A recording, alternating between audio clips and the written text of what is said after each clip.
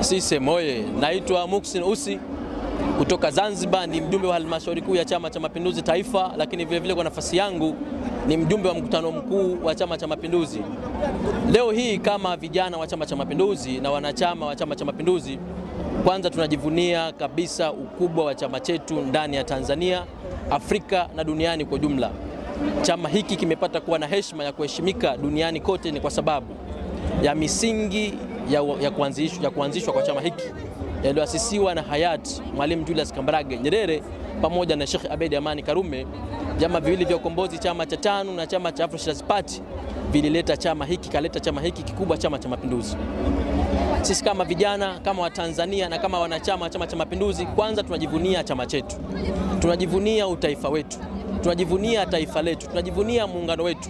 Tumekuwa Watanzania ambao ni ndugu wa kushirikiana kwenye shida, kufarijiana kwenye raha na kuwa pamoja wakati wote. Watanzania ni wamoja.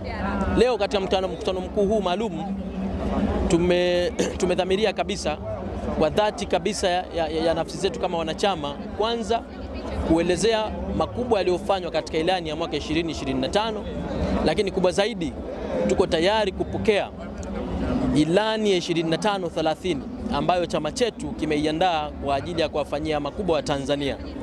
Watanzania wameendelea kukiamini Chama cha Mapinduzi.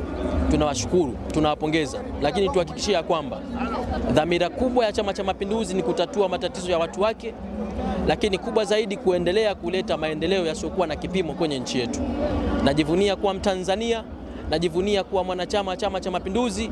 Amani ya nchi yetu, amani ya taifa letu ndio kipaumbele chetu. Kidumu Chama cha Mapinduzi.